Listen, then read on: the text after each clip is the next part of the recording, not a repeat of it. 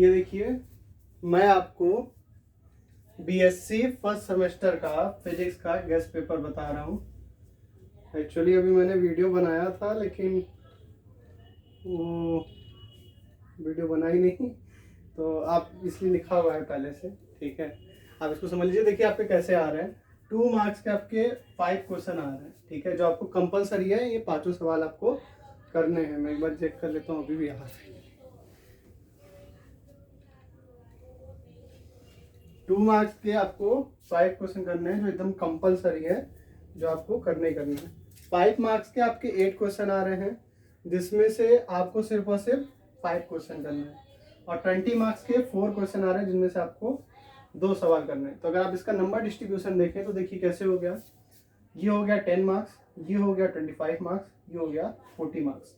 अब यहाँ देखिए सवाल कैसे बन सकते हैं। जो 2 मार्क्स के क्वेश्चन है उसमें जैसे what is contravariant tensor, what is covariant tensor, what is mixed tensor, ये देखिए बेटा पक्का है, ऐसे ही सवाल बनने हैं और यही सवाल बनने हैं, ठीक है। ये सब पूछ सकता है। और आपका क्या पूछ सकता है, जैसे डायरेक्शनल डेरिवेटिव के जो क्वेश्चंस हमने मैथमेटिकल में सॉल्व किए हैं वो सब पूछ सकता है। और क्या पूछ सकता है, और जैसे आपकी वेक्टर प्रॉपर्टी और स्केलर प्रॉपर्टी के ऊपर जो क्वेश्चन होते हैं, जैसे ये कोप्लेनर है कि नहीं, या फिर ये उसके परपेंडिकुलर है कि नहीं, इस तरीके के जो सवाल बनता है मैथमेटिकल में, वो पूछ सकते हैं 2 मार्क्स में। तो ये 5 क्वेश्चन आएंगे और ये आपके कंपलसरी रहेंगे कि आपको करना ही करना है। इसमें देखिए what is Jio stationery satellite या व्हाट इज जियो सिंक्रोनस, ठीक है, तो ये भी पूछ सकता है। अब आते हैं आपके मेन 20 मार्क्स वाले में, क्योंकि अगर आप देखें तो ये 40 मार्क्स का अगर आप देखें तो 50% से भी ज्यादा वेटेज पेपर का सिर्फ और सिर्फ इसमें है, ठीक है, जो बिग वाले हैं। तो यहाँ देखिए बिग वाले में कैसे सवाल बन सकते हैं। मैथमेटिकल का सिर्फ एक ही पोर्शन है जो इतना बड़ा है जिसमें ऐसे सवाल बन सकते हैं, वो है आपका कर्वीलिनियर कोऑर्डिनेट सिस्टम का। कर्वीलिनियर कोऑर्डिनेट सिस्टम में जब आप सिलेंड्रिकल को और स्फेरिकल को अलग से प्रूव करते हैं, उसमें एच की वैल्यू बी की वैल्यू निकाल के, और ग्रेडियंट डाइवर्जेंस कल उसकी मदद से निकालते हैं, बेस वेक्टर वाला आपको अगर याद आ रहा होगा। तो जब आप कर्वीलिनियर कोऑर्डिनेट सिस्टम में सिलेंड्रिकल और स्फेरिकल में करके ग्रेडियंट डाइवर्जेंस कल निकालते हैं, सिर्फ वही एक ऐसा सवाल है जो इतना बड़ा बन सकता है। बाकी जो भी मैथमेटिकल के सवाल आएंगे आप इसको मान के चलिए कि वो या तो 5 नंबर में पूछने वाला है या तो 2 नंबर में पूछने वाला है, ठीक है। जो आपके बड़े सवाल है किसमें बन सकते हैं, मैकेनिक्स में बन सकते हैं। मैकेनिक्स में जैसे कौन सा मूवमेंट ऑफ इनर्शिया मान लीजिए पूछ सकता है, और उसके बाद 4-5 शेप दे दिया, कहीं 4-5 शेप का मूवमेंट ऑफ इनर्शिया निकालिए। आप इसके परपेंडिकुलर निकाल सकते हैं, उसके एक्सेस के पैरेलल निकाल सकते हैं, किसी भी जगह वो दे सकता है, ठीक है। तो ये आपको पक्का ही पक्का पढ़ने हैं। Damped harmonic oscillator, forced harmonic oscillator, ये पक्का ही पक्का आपको पढ़ना है। SHM पढ़ना है, SHM में जो उसकी इक्वेशन है उसको पढ़ना है। अब इसी के संग संग आपका ओपन ऑर्गन पाइप ना, और संग में क्लोज ऑर्गन पाइप, इसको भी आप कवर कर लीजिएगा। ओपन ऑर्गन पाइप और क्लोज ऑर्गन पाइप, इनकी जो फंडामेंटल फ्रिक्वेंसी है इसको आप जरूर देख लीजिएगा। तो ये जो आपके सवाल जैसे अभी मैंने बताया 4 ठो, ठीक है, 1 2 3 4, ठीक है, SHM के इक्वेशन के संग, ठीक है। तो ये आपके ऐसे सवाल हैं जो ये बड़े में दे सकते हैं, लेकिन आप इसे ध्यान दीजिएगा कि अगर आपको चारों सवाल आ रहे हो, आप उन 2 सवालों को चूज करिएगा जो आपको लगता है कि आप बहुत अच्छे से एक्सप्लेन कर पाएंगे, और बीच में आप कहीं वहां भूलेंगे नहीं, क्योंकि इसमें क्या है, भूलने की प्रोबेबिलिटी हो सकती है, तो उसमें आपको प्रॉब्लम हो सकती है, ठीक है। केपलर का लॉ, बेंडिंग ऑफ बीम और एंगुलर मोमेंटम जैसे सवाल 5 मार्क्स में आपके बन सकते हैं, ठीक है। सूडो वेक्टर क्या होता है, सूडो स्केलर क्या होता है, ये भी आपको पूछ सकता है। लिसाजस फिगर दे सकता है आपका, और गॉस डाइवर्जेंस थ्योरम दे सकते हैं। जिन बच्चों को प्रॉब्लम हो रही थी, पूछ रहे थे सर क्या पढ़े क्या पढ़े, तो ये मैं उन्हीं के लिए वीडियो बना रहा हूँ इंपॉर्टेंट टॉपिक के बारे में। आप इसको लिखते रहिए, ठीक है। जो कुछ टॉपिक इसमें सभी में और आपको बता देता हूँ, 1 मिनट आपके जो सिलेबस में देखूँ, मैंने मोबाइल में लिया हुआ इसको, ठीक है। तो देखिए आपके जो सिंपल जो सवाल हैं वो बन सकते हैं, ठीक है। वेक्टर के क्वेश्चन बन सकता है मैथमेटिकल में से, स्केलर के क्वेश्चन बन सकते हैं, ठीक है। Stokes theorem, Gauss divergence theorem, ये सब पूछ सकता है। डायरेक्शनल डेरिवेटिव के सवाल पूछ सकता है। और आपका line integral, surface integral and volume integral, इसके सीधे सीधे सवाल पूछ सकता है, क्योंकि देखिए उसको 8 सवाल देने हैं। 8 में से मैथमेटिकल के आप ये मान के चलिए कि कम से कम 4 सवाल तो होंगे ही होंगे, है कि नहीं। अब उन 4 सवाल में आपके कैसे सवाल बन सकते हैं इसमें, वो या तो कोई थ्योरम पूछेगा या तो मैथमेटिकल के क्वेश्चन पूछेगा। और मैथमेटिकल में 3 ही 4 टाइप के क्वेश्चन अगर आप पढ़े होंगे वो मोस्ट इंपॉर्टेंट है। और रही बात अगर आपकी टेंसर की, टेंसर में मैं बता रहा हूँ what is contravariant tensor, what is covariant tensor, what is mixed tensor या फिर क्रोनिकल डेल्टा या लेविस एविटा, ये पढ़ लीजिए। डेफिनेशन पढ़ लीजिए, आपके 2 मार्क्स के तो हो जाने हैं, ठीक है।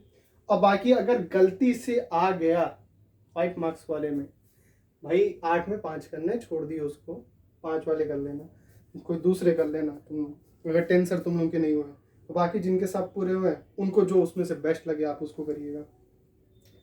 Gradient, divergence, curl, big question इसके एक यही बन सकता है।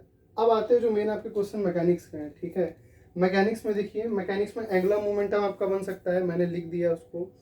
ये पूरा देखिए moment of inertia different shape का देख लीजिएगा, जिसमें रिंग है, डिस्क है, रॉड है, सॉलिड और हॉलो स्फीयर है, सॉलिड और हॉलो सिलेंडर है और रेक्टेंगुलर लैमिना। आप देख रहे हैं इतने सारे शेप हैं, तो ये आराम से इसमें सवाल बना सकता है। 5 नंबर में देखिए एक और आपको बहुत अच्छा सवाल है, ठीक है। ये पक्का बनना है, इसको रट लीजिए इसको। 5 नंबर का जो आपका सवाल है, इलास्टिक कांस्टेंट जो है ना उसके मैंने रिलेशन निकलवाए होंगे, इलास्टिक कांस्टेंट के रिलेशन निकलवाए होंगे, ठीक है। बल्क मॉडुलस, पॉइजन रेशियो वाले, हाँ वो जो जितने भी 3 to 4 मैंने निकलवाए हैं, अभी एग्जैक्ट मुझको याद नहीं आ रहा कितने निकलवाए थे, तो उसको आप पक्का एकदम पढ़ लीजिएगा, ठीक है। वो आते ही आते हैं आपके पॉइजन रेशियो के 5 मार्क्स में वो पक्का पूछेगा। और ये हो गया आपका ग्रेविटेशनल मैंने निकलवा दिया है, केपलर थ्योरी पढ़ लीजिएगा, ठीक है, और उसका डिडक्शन कर लीजिएगा, वो आपका एकदम कंफर्म है, आने ही आना है।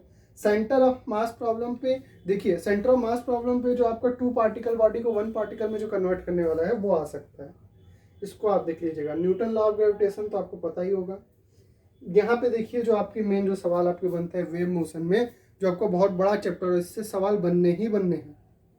जैसे मैंने अभी एसएचएम का दिया है, damped harmonic oscillator, force harmonic oscillator पढ़ लीजिएगा, इसमें क्वालिटी फैक्टर एकदम अच्छे से। स्टेशनरी वेव में ये आते हैं। अच्छा एक देखिए, ये भी बहुत अच्छा सवाल आपका बन सकता है, ठीक है। फेज वेलोसिटी ना और एक वेव वेलोसिटी, इसकी डेफिनेशन पढ़ लीजिएगा। देखिए ज़्यादा नहीं पढ़ना है, सिर्फ इसकी डेफिनेशन पढ़ लीजिएगा और इसके बीच में रिलेशन, एक के वाला आपका होगा और एक लैम्डा वाला होगा, दोनों पढ़ लीजिएगा। के टर्म्स में क्या आता है और लैम्डा के टर्म्स में क्या आता है, ठीक है।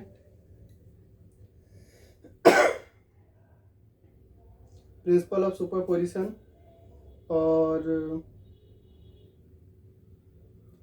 बस इतना ही सवाल है, ठीक है। बेंडिंग ऑफ बीम मैंने लिख ही दिया है, इसमें टॉरिजन ऑफ सिलेंडर भी आप मान के चलिए, ठीक है। इतने सवाल अगर आप कर लेते हैं, देखिए इसमें से आपको 20 में 4 सवाल आएंगे, 2 ही करना है, ठीक है। तो जितने मैंने टॉपिक बताए ये बहुत इंपॉर्टेंट है। आप अगर इतने टॉपिक भी कवर करके जाते हैं तो फर्स्ट सेमेस्टर आपका निकल जाना है, और निकल नहीं जाना है, बहुत अच्छे नंबर आने वाले हैं। जितने टॉपिक मैं बता रहा हूँ अगर आप उतने पढ़ के रहेंगे। अगर आपको इसके अलावा भी कोई क्वेरी है कि और भी कुछ पूछना है तो आप कमेंट में पूछ सकते हैं, मैं उसके लिए भी फिर वीडियो बना दूंगा। और इससे रिलेटेड अगर आप जैसे कुछ ये बोलना चाह रहे हैं कि सर आप मुझको लिखवा दीजिए कि कौन कौन से इंपॉर्टेंट टॉपिक हैं, तो बेटा अभी भी अगर आपको नहीं समझ में आ रहा है तो ये जितने भी बोर्ड पे लिखे हैं ना, इसको एक जगह लिख लो कॉपी में, यही इंपॉर्टेंट टॉपिक है। मैंने यहाँ पे इस तरीके से बता दिया है कि कौन सा टॉपिक कितने नंबर में आ सकता है, तो उसमें कितना दिमाग लगाना चाहिए तुमको या कितनी देर संघर्ष करने चाहिए, ठीक है। तो उसको आप कर लो। और जो जो मैंने बोले हैं टॉपिक, हो सकता है कुछ टॉपिक मैंने इसमें लिखवाए नहीं लेकिन मुंह से बोला हूँ, ठीक है। तो वीडियो को थोड़ा आप बीच बीच में धीमे धीमे करके सुन लेना और वो टॉपिक भी लिखते चलो। बाकी अगर आपकी उसके अलावा भी कोई क्वेरी अगर बन रही है तो आप नीचे कमेंट सेक्शन में अपना कमेंट डाल दीजिएगा, मैं उसको पढ़ के उसको रिप्लाई दे दूंगा। और अगर बहुत बड़ी क्वेरी ऐसी लगी मुझको तो मैं उसके लिए वीडियो भी बना दूंगा, ठीक है। ओके बेटा, पढ़ना शुरू करिए, बहुत अच्छे नंबर आपके बनने वाले हैं इस तरीके से अगर आप पढ़ेंगे तो।